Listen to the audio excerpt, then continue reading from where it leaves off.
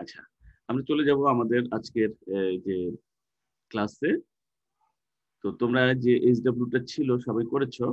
এইচডব্লিউটা কি ছিল বলো দেখি, কিছু কোশ্চেন দিয়েছিলাম, মনে আছে কিনা তোমাদের? কোশ্চেন সম্ভবত আনসারিং কোশ্চেন, কোশ্চেন নাম্বার 2। হ্যাঁ, বলো কে লিখেছো? অদরি লিখেছো? নাদিয়া লিখেছো? স্যার আমি লিখেছি। আচ্ছা বলো বলো বলো, তাড়াতাড়ি বলো। কি? স্যার আমিও মানে কনফিউজ ছিলাম লেখার টাইমে, তো আমি জানি না ঠিক হবে নাকি। আচ্ছা, লেখোই নাই। আচ্ছা প্রথম, না লিখেছি। হ্যাঁ বলো, নো প্রবলেম। কোশ্চেন বলে উত্তর বলার চেষ্টা করো। সবাই এ হচ্ছে ইএফটি টা হাতে নাও, সবাই ইংলিশ ফর টুডে টা হাতে নাও। ইউনিট কত, লেসন কত ছিল বলো দেখি।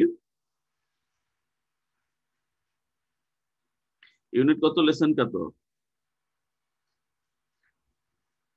আচ্ছা বলো, প্রথম কোশ্চেন বলো, তাহলে বোঝা যাবে ইউনিট কত লেসন কত, সবাই বুঝে যাবে। বলো কোশ্চেনটা বলো। why does the speaker term the London Olympics as Michael Phelps versus Usain Bolt? Hmm hmm.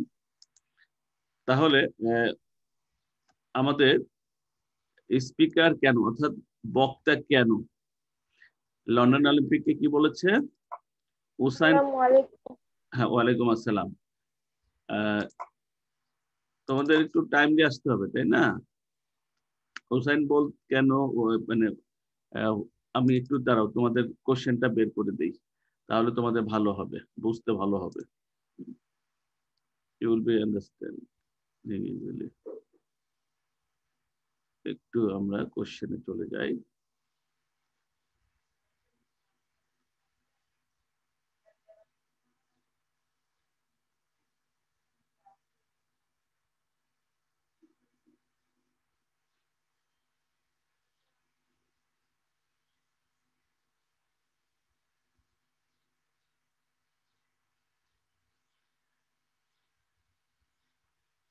Sir কি হলো? হ্যাঁ আছে, এই তো আমি তোমাদেরকে কোশ্চেনে চলে গেলাম, তো ওই জন্য তোমরা আহ, যেহেতু অনেকে করনি, আমি একটু দেখিয়ে দিই। I am just sharing my window with you, sharing করতেছি আমি, দেখতে পাচ্ছ? জি স্যার। আচ্ছা এবার আহ, দেখো, কোশ্চেনটা বলা হয়েছে, why does the speaker term the London Olympics as Michael Phelps versus Usain Bolt?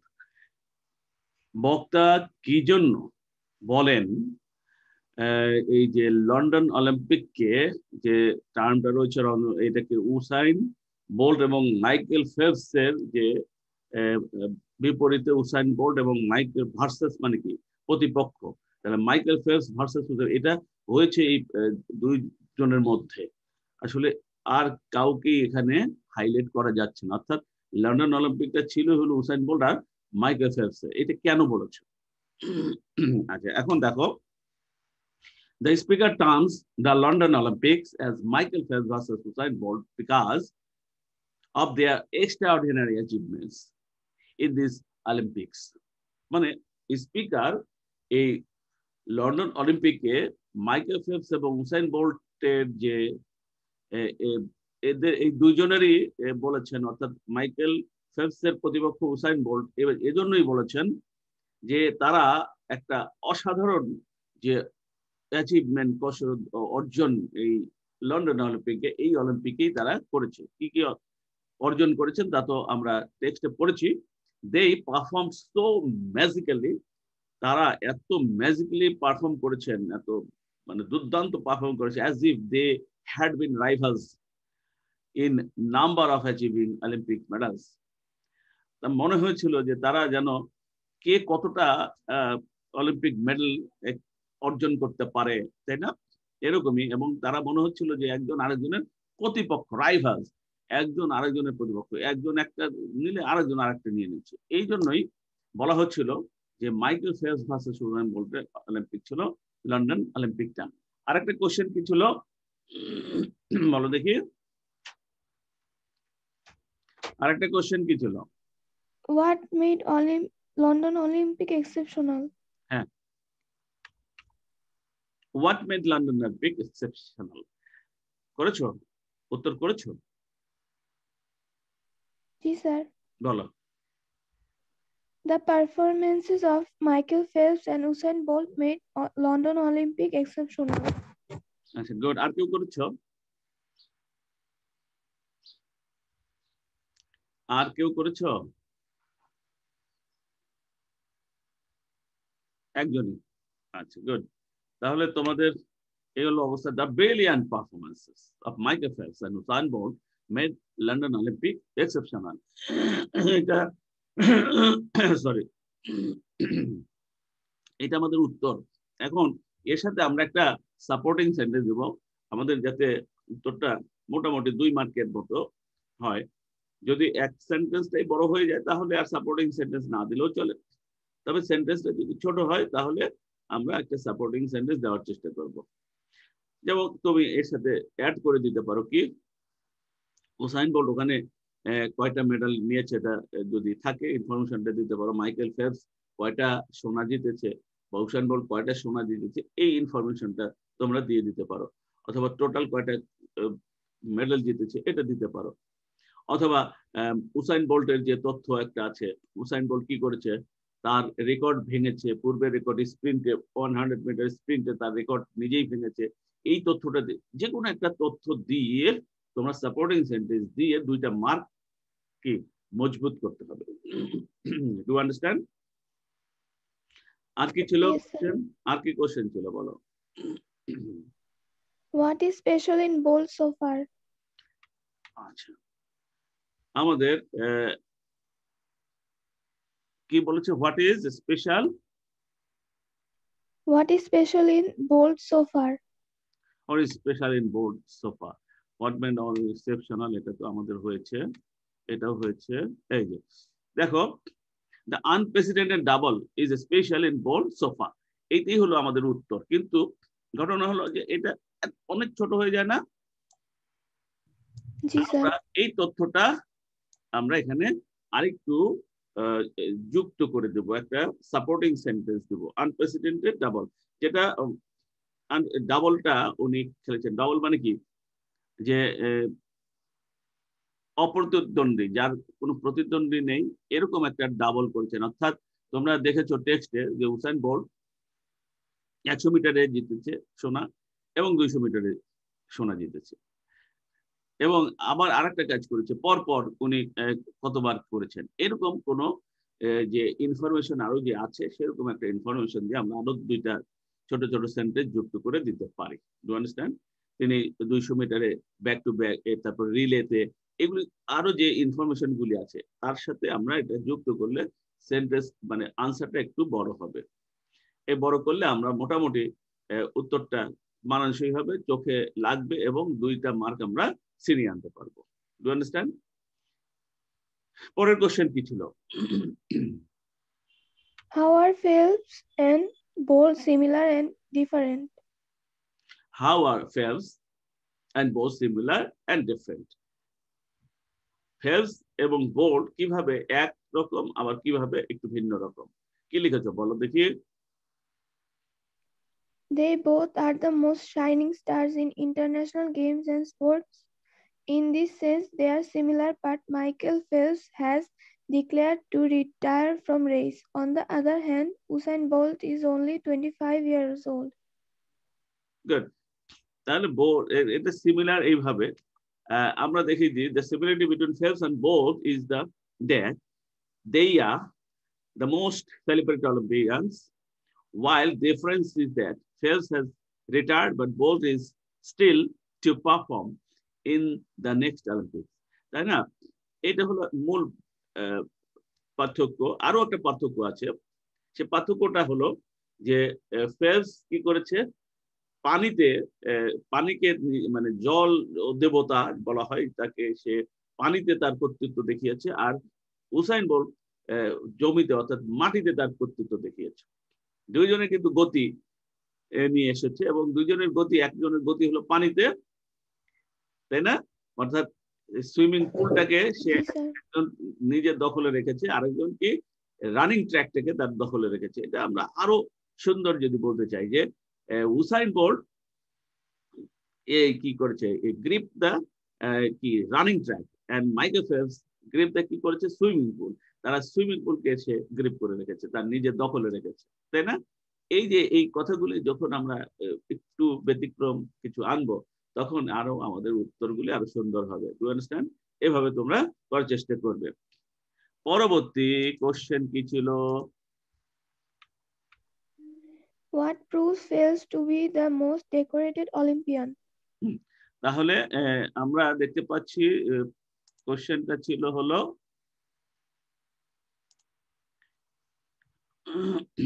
what কি জানো, what proves Phelps to be the most decorated Olympians? দেখো, touching his new records, winning 22 medals, তাই না? proves that Phelps to be the most decorated Olympians. আরো কিছু একটা ঘটনা আছে, কি বলতে পারো সেটা? তোমরা প্যাসেজে পড়েছো না, ল্যাটিনা লারিসা যে একজন অলিম্পিয়ান ছিলেন, উনি অ্যাক্রোব্যাট ছিলেন, তাই না? ল্যাটিনা লারিসার যে নাম্বার অফ গোল্ড মেডেল, উনি কিন্তু তাকেও ছাড়িয়ে গেছেন। সর্বোচ্চ অলিম্পিয়ান যে সবচেয়ে বেশি গোল্ড মেডেল যার ঝুলিতে রয়েছে, হ্যাঁ, সেই ল্যাটিনা লারিসা, তাকেও উনি ছাড়িয়ে গিয়েছেন। এটাই হলো যে ফেলপসের সবচেয়ে বেশি ডেকোরেটেড, অর্থাৎ সবচেয়ে বেশি সোনা জেতা একজন অলিম্পিয়ান। Do understand? তো আমরা এইভাবে তার অতিরিক্ত যে তথ্যটা একটা এক্সট্রা সেন্টেন্সে আমরা দিয়ে দিতে পারি, তাহলে আমাদের 2 মার্কটা নিশ্চিত হয়ে যাবে, যেটা উনি ল্যাটিনা লারিসার এটাকে নিয়ে আসতে পারি। আর ওনার আগে কে ছিল? ফেলপসের আগে ল্যাটিনা লারিসার সর্বোচ্চ সংখ্যক মেডেল ছিল, সেই ল্যাটিনা লারিসাকে উনি অতিক্রম করেছেন। এখন সবচেয়ে বেশি মেডেলধারী হলো মাইকেল ফেলপস, ল্যাটিনা লারিসার থেকেও বেশি, অর্থাৎ 22টা মেডেল ওনার রয়েছে। এবং এই 22টা মেডেলের কোনটা কি এটাও তোমরা বলে দিতে পারো, 22টার মধ্যে সোনা কয়টা, রূপা কয়টা, ব্রোঞ্জ কয়টা, এটাও বলে দিতে পারো। আমাদের এক্সট্রা ইনফরমেশন যাচ্ছে, আমাদের সেন্টেন্সের সংখ্যা বাড়ছে এবং মার্কটা সুনিশ্চিত হচ্ছে। You understand? বুঝতে পেরেছ? আমার কথা শোনা যাচ্ছে? Yes, sir.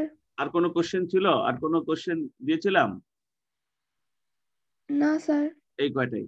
আচ্ছা, গুড।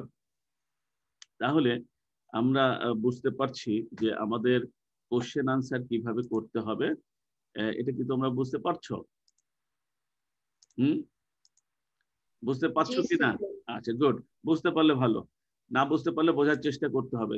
কারণ আসলে তোমরা তো এসএসসি পরীক্ষার্থী, এটা তোমাদের মাথার মধ্যে আনতে হবে। যদি না আনো তাহলে এটা খুব দুঃখজনক ঘটনা।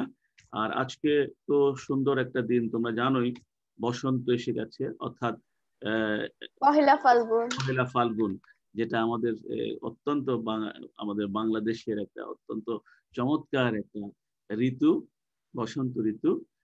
তোমরা এটা তো জানোই, এবং এটা গাছে গাছে ফুল ফোটে, পাখি গান গায়, তাই না? তো এই ঋতুতে আমরা অনেক প্রাকৃতিক যে একটা পরিবর্তন সেটা আমরা দেখতে পারি। তো আজকে সেই পহেলা ফাল্গুন, অর্থাৎ বসন্ত কাল এসে গেছে। বাসন্তীয় শুভেচ্ছা সবাইকে। তো তোমরা নতুন একটা টেক্সটে আমরা চলে যাব আজকে। সেই নতুন টেক্সটে যাওয়ার আগে তোমাদের সাথে একটু কথা বলতে চাই যে তোমরা খাতা, এই যে ব্যাগ, এগুলি সংগ্রহ করনি কারা? স্যার আজকে বিকেলে আমরা আনবো। বিকেলে মানে 1টা থেকে 3টার মধ্যে চলে আসবে, এর বাহিরে গেলে আমরা থাকবো না। আচ্ছা, তোমাদেরকে মে ডে আমরা করেছিলাম, মে ডে করিয়েছিলাম, মে ডে, মে ডে পড়েছিলে তোমরা? মে ডে মনে করানো হয়নি তোমাদের, না? স্যার কত পেজ? মে ডে ওই যে পহেলা মে, এটা পড়ানো হয়েছে, পহেলা মে। আচ্ছা, আমি স্যার পড়ানো হয়নি, না আমরা স্যার, এটা পড়ানো হয়নি। মে ডে তে চলে যাব। আচ্ছা, I am just sharing my screen with you. Okay, লক্ষ্য করো তোমরা কিছু ছবি দেখতে পাচ্ছ। Yes, sir. আচ্ছা, বলতে পারবে এই ছবিগুলি কিসের? Sir Sir, garments. Garments worker, তাদের ছবি। গার্মেন্ট ওয়ার্কার্স, তাই না? Garment workers, they are working in a garment factory. Okay, they are actually working class people. তারা কি আসলে কর্মী শ্রমজীবী মানুষ। তোমরা কি মনে করতেছো এই ছবিটি কি আমাদের বাংলাদেশের কোন গার্মেন্টের? না স্যার, এটা বাংলাদেশের না। বাংলাদেশের নয়, কিভাবে বুঝলা? স্যার কারণ বাংলাদেশে এরকম থাকতেই পারে না। না, আছে, নাই যে তা না। তবে এরকম যে ইউনিফর্ম সবার দেখো একই ইউনিফর্ম, এই ইউনিফর্মটা বাংলাদেশে গার্মেন্টসে নেই। গার্মেন্টসের ওয়ার্কারটা অত্যন্ত, আর এই যে ভিতরে যে কর্ম যে পরিবেশ, এটাও মনে হচ্ছে যে বেশ সুন্দর গোছানো, তাই না? তারপরেও খুব একটা ভালো না। তবে আমার মনে হচ্ছে যে এটা ইস্টের কোনো একটা দেশ, থাইল্যান্ড বা কম্বোডিয়া বা ভিয়েতনাম, এরকম কোনো একটা দেশের একটা ছবি, গার্মেন্ট ওয়ার্কার্সদের একটা ছবি, তাই না? এই ছবিটা আমাদের দেশের যে গার্মেন্ট ওয়ার্কার্স, শ্রমজীবী কর্মীদের, এরা একটা কি করছে দেখে বোঝা যাচ্ছে, একটা দাবি দাওয়া নিয়ে এসেছে, তাই না? আন্দোলন করছে, তাই না? এরকম মনে হচ্ছে না? জি স্যার। এরাও কিন্তু এক শ্রমজীবী মানুষ। এরাও বিভিন্ন ইঞ্জিনিয়ার, মানে ইঞ্জিনিয়ারের কাজ করে। হ্যাঁ স্যার ওই যে বিল্ডিং এ। হ্যাঁ, দেখে মনে হয় ইঞ্জিনিয়ার, আসলে এটা ইঞ্জিনিয়ার না, এরা শ্রমিক।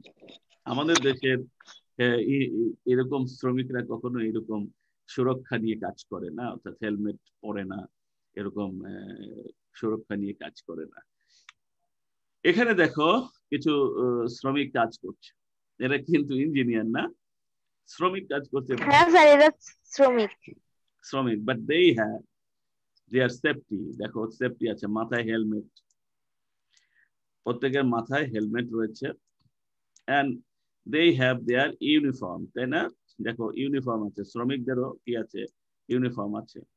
আর সবচেয়ে বেশি একটা লক্ষণীয় বিষয় দেখো, প্রত্যেকের কোমরে দড়ি দিয়ে বাঁধা আছে না? লক্ষ্য করতে পারছো? এই যে দড়ি দিয়ে এখানে বেঁধে রেখেছে, দেখো প্রত্যেকের দড়ি দিয়ে বেঁধে রাখা হয়েছে।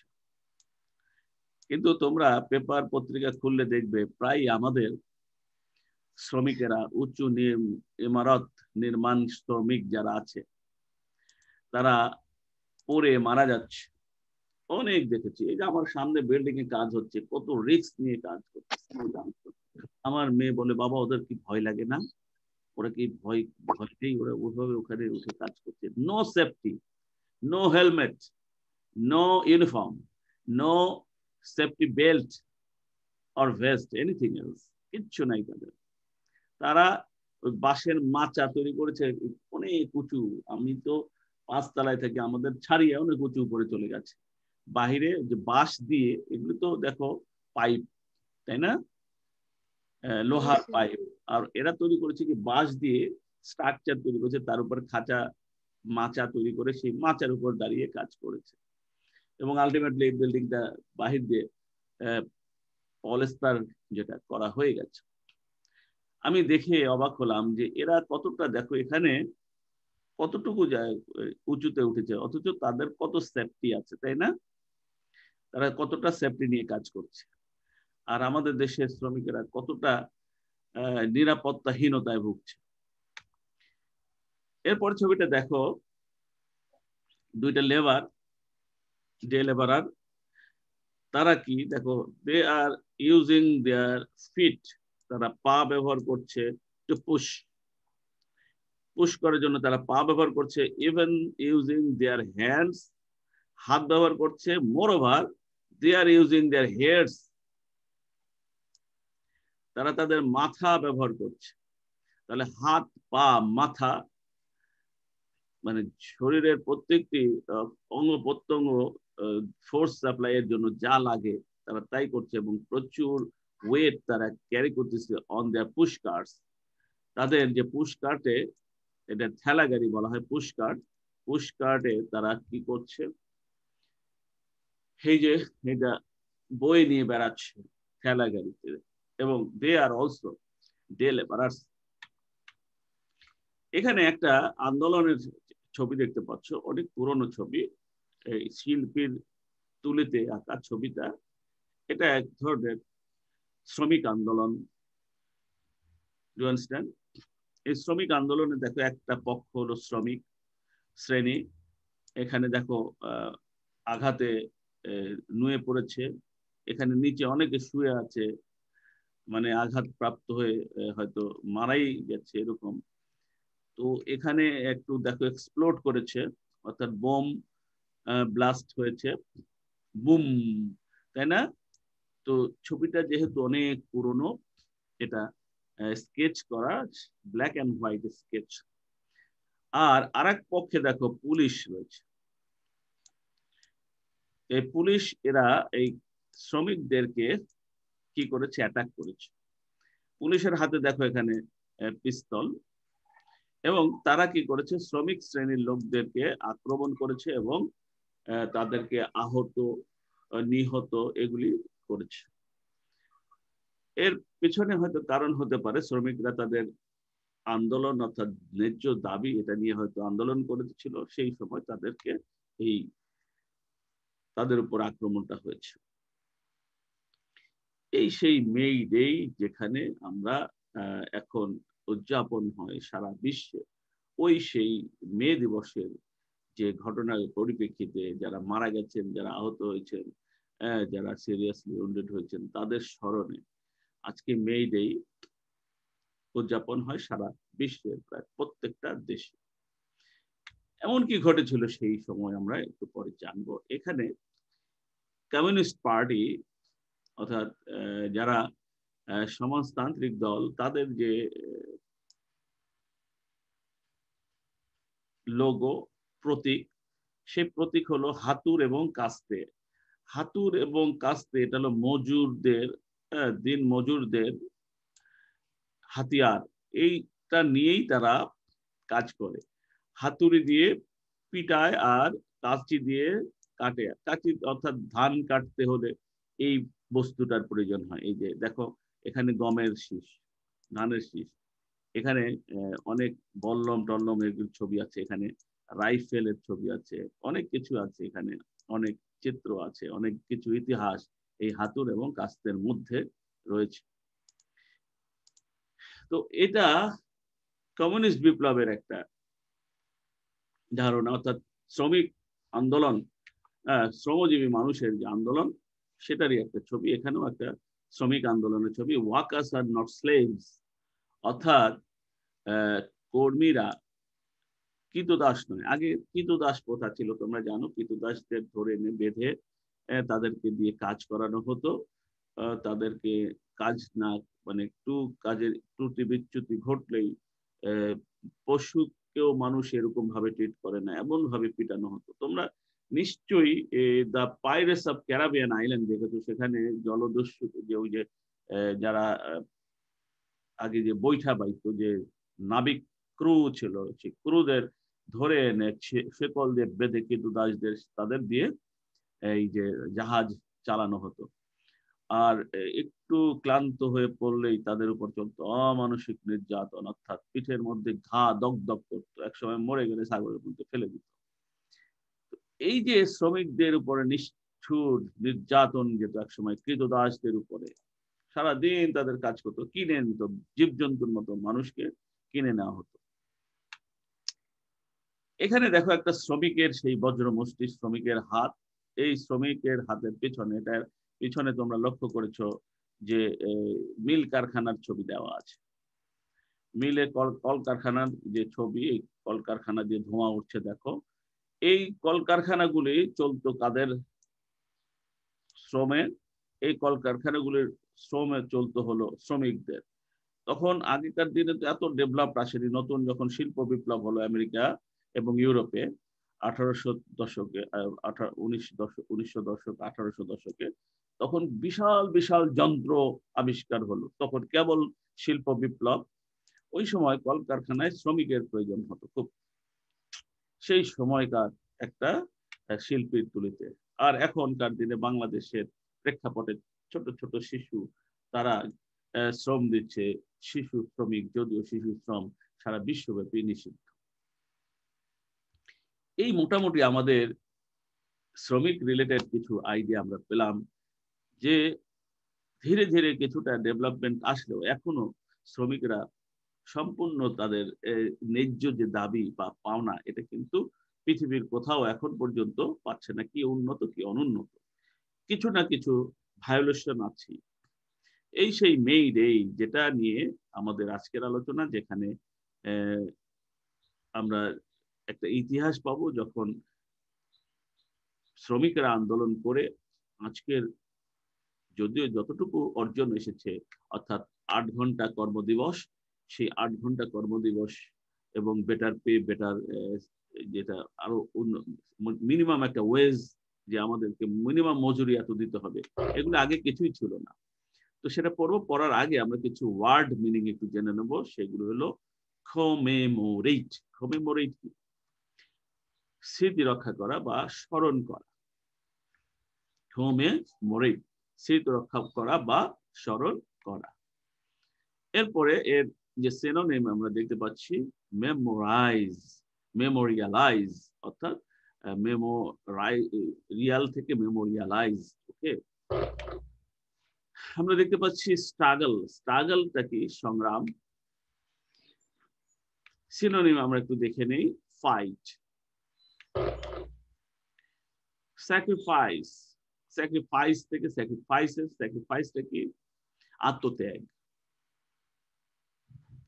সিনোনিম আমরা একটু দেখে নিই, ইমোলেশন, ইমোলেশন। ওকে, রেভলিউশন, বিপ্লব। সিনোনিম আমরা একটু দেখে নেই, রিভোল্ট, ইন্সপায়ার্ড, উজ্জীবিত করা, উৎসাহিত করা। সিনোনিম আমরা একটু দেখে নিই, স্টিমুলেটেড, অ্যাড্রেসড। অ্যাড্রেস এখানে ভার্ব হিসেবে ব্যবহার করা হয়েছে। অ্যাড্রেস মানে আমরা জানি ঠিকানা, কিন্তু এই টেক্সটে এটাকে ভাষণ দেয়া হিসেবে ব্যবহার করা হয়েছে। আচ্ছা, 5 জন ছিল, এখন আবার একজনকে নাই দেখতে পাচ্ছি, এটা কে চলে গেল? অদ্রি নাই না? অদ্রি পড়ে গেছে, অদ্রি চলে গেছে, কারণ কি? আচ্ছা, এখন এটাকে আমরা দেখবো ভাষণ দেয়া। তোমরা কি শুনতে পাচ্ছ আমার কথা? হ্যালো, তোমরা আমার কথা হ্যাঁ, একটু কথা বলো। If you do not understand, এটা লেকচার সিনোনিম। আজ, আজ কি? আকুতি জানা, মিনতি জানা, আহ্বান জানানো, তাই না? আকুল আবেদন জানানো। Insisted, insisted synonym. Give in, অর্থাৎ ক্ষান্ত দেওয়া, কারো কাছে আর নতি স্বীকার করা, কারো কাছে হার মানা, বশ্যতা স্বীকার করা। Surrender synonym. এরপর আমরা দেখতে পাচ্ছি ক্লাবস। এই ক্লাবটা কি? সংঘ বা এই জাতীয় কিছু নয়। ক্লাব হলো এক জাতীয় মুগুর জাতীয়, যেটা তোমরা নাম শুনেছো, যেমন কুকুর তেমন মুগুর। ওকে, এই ক্লাবটাকে আমরা পুলিশের হাতে থাকতো, এগুলি দিয়ে যারা, যাদেরকে পেটানোর প্রয়োজন হতো, এই ক্লাব দিয়ে পেটাতো পুলিশেরা। এটাকে বলা হয় মুগুর। তোমরা হারকুলিসের হাতে একটা এক ধরনের ক্লাব দেখতে পেতে, মুগুর টাইপের, ওটা দিয়ে হারকুলিস বিভিন্ন তার যুদ্ধে এটা ব্যবহার করতেন। এটাকে আমরা ব্যাটন বলবো। পুলিশের হাতে ব্যাটন, এক ধরনের লাঠি দেখতে না, ওইটাই হলো ব্যাটন। উন্ডেড, উন্ডেড কি? আহত হওয়া, তাই না? আহতকে আমরা উন্ডেড বলি। এটাকে আমরা বলবো ইনজার্ড, ইনজার্ড, যেটা সিনোনিম আর কি। ইনজার্ড আগেই তো শিখলে, ইনজার্ড কি? উন্ডেড, তাই না? এই যখন প্রাপ্ত হওয়া, ইনজার্ড উন্ডেড, উন্ডেড ইনজার্ড, তাই না? তো পরবর্তীটা দেখো আমাদের রিমাইন্ডার। রিমাইন্ডার মানে কি, কোনো কিছু যখন স্মরণ করিয়ে দেওয়া হয়, এটাই হলো রিমাইন্ডার। স্মরণ, স্মৃতিচিহ্ন বা রিমাইন্ড, এই জাতীয় জিনিস। রিমেম্বারেন্স, এটাকে আমরা রিমেম্বারেন্স সিনোনিম বলতে পারি এক্সপ্লয়েটেড। এক্সপ্লয়েট করা মানে শোষণ করা, নির্যাতন করা। এখানে এক্সপ্লয়েটেড হলো শোষিত। তো আমাদের এখানে সাপ্রেস, রিপ্রেস, অপ্রেস এগুলি যাই দেয় না কেন, এক্সপ্লয়েটেড সিনোনিম। স্পিক আউট অর্থাৎ সোচ্চার হওয়া, অর্থাৎ কণ্ঠ রেজ করা, রেজ ভয়েস, কারো বিরুদ্ধে সোচ্চার হওয়া। অর্থাৎ আমরা এটা রেজ ভয়েস আমরা বলতে পারি সিনোনিম। পেই, পে হলো কি প্রদান করা, ভার্বে, কিন্তু এখানে পেটা নাউন হিসেবে ব্যবহার করা হয়েছে। পে মানে হলো মজুরি। তো টেক্সটটা আমরা আসবে, এর মজুরি সিনোনিম হলো ওয়েজ। আমাদের টেক্সট চলে এসেছে, একটু এবার টেক্সটটা পড়বো। একজন পড়বে text. Who will read the text? কে পড়বে? খুব দ্রুত, পেজ 31, আর আমি স্ক্রিনে দিয়েছি, তোমরা স্ক্রিন দেখে পড়তে পারো, অথবা page 31 EFT English for today, you can find it. Okay, খুব দ্রুত কে পড়বে বলো দেখি। আচ্ছা, নাদিয়া, নাদিয়া পারভিনেশা প্রথমে পড়ো। নাদিয়া পারভিনেশা जी सर। পড়ো। May Day or International Workers' Day is observed on May 1 all over the world today to commemorate the historical struggle and sacrifices of the working people to establish an 8-hour workday. It is a public holiday in almost all the countries of the world. Since the Industrial Revolution in the 18th and 19th centuries in Europe and the US, the workers in mills and factories have been working a long shift, 14 or even more hours a day. On May 1st in 1886, inspired by the trade unions, half of the workers at the McCormick Harvesting Machine Company in Chicago went on strike demanding an 8-hour work day. 2 days later, a workers' rally was held near the McCormick Harvester Machine Company and about 6,000 workers joined it. The rally was addressed by the labor leaders.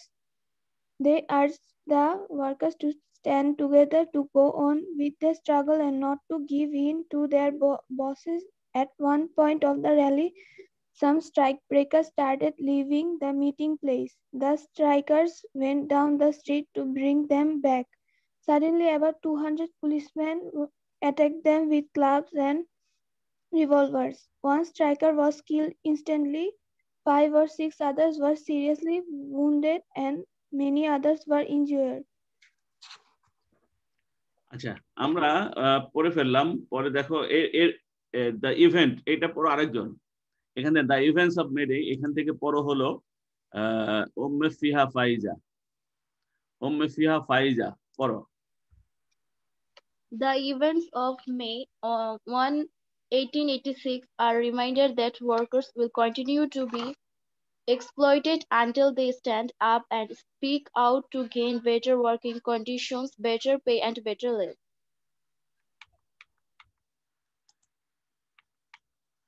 আচ্ছা, আমরা question আনসারে চলে যাব এখন।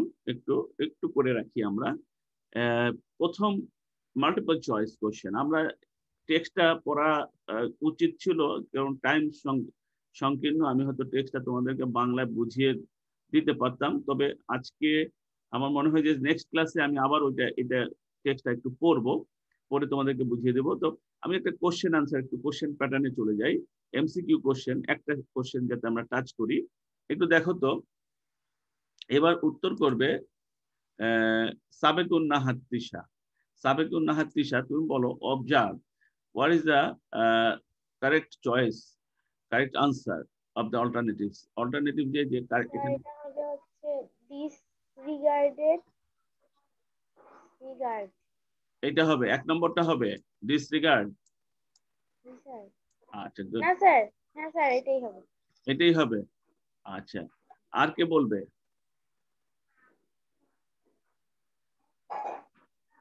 আর কেউ বলবে? আচ্ছা, ইয়ে বলো, নাদিয়া বলো। নাদিয়া স্যার পারভীন। কনভে হবে। কনভে এটা? জি স্যার। আচ্ছা, গুড। সাবেক তিশা কোনটা বলেছিল? 1 নম্বর। আর ইয়া ফিহা বলো তো, কি ফিহা ইয়ে বলো। স্যার কনভে মনে হচ্ছে। কনভে মনে হচ্ছে। আচ্ছা, এবার দেখো, অবজার্ভ মানে কি? উদযাপন করা। অবজার্ভ মানে সেলিব্রেট করা বা উদযাপন করা। তাহলে কোনটা হবে এবার বলো? সেলিব্রেট হবে স্যার। 4 নম্বর রাইট আনসার। এটা রং। 1 নম্বরও রং। আচ্ছা, কমেমোরেট। কমেমোরেটের কোনটা হতে পারে বলো দেখি? কমেমোরেট। স্যার 4 নাম্বারটা। 4 নম্বর কমরেড। আচ্ছা, গুড। আর কে কি বলবে? স্যার 4 নাম্বারটাই হবে মনে হয়। 4 নম্বরটাই হবে মনে হয়। গুড। তাহলে সবাই 4 নম্বরেই আছো? জি sir. Okay, it is not the right answer. It's wrong. Commemorate মানে কি? স্মরণ করা, উদযাপন করা। স্যার অবজার্ভ হবে না? Observe is the right answer. Do you understand? Struggle. Struggle. Sir এটা ইনজুরি হবে। এটা ইনজুরি হবে injure. নাম্বারটা। Injure. জি স্যার। Injure বলেছে। গুড। আর কে কি বলবে? স্যার ফাইট হবে। ফাইট বলেছে একজন। আর কেউ কিছু বলবে?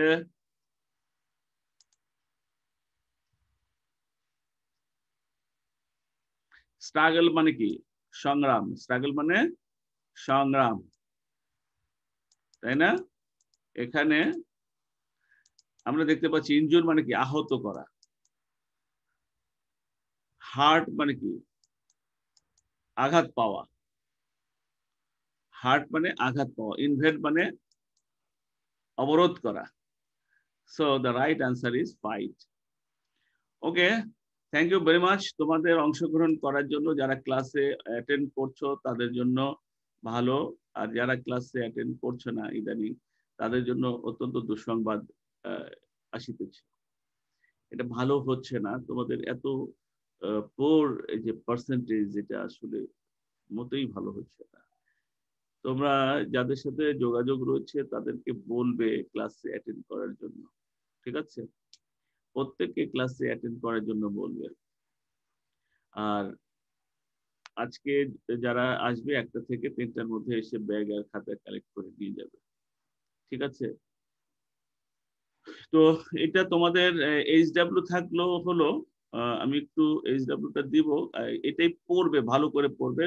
না পড়লে যে উত্তর কোনো আনসার পড়তে পারতেছো না, বুঝতে পারতেছো না। এইচডব্লিউটা হলো টেক্সটটা ভালো করে পড়া। Read the text again. আমি এই টেক্সটটা তোমাদেরকে নেক্সট ক্লাসে বুঝাবো। Read the text again and learn the meaning of the words, তাই না? Read the text and learn the meaning, ঠিক আছে? Learn the meaning of the words, ঠিক আছে? Meanings of the text, full text এর meaning শিখবে। ওকে, thank you very much. সবাই ভালো থাকবে।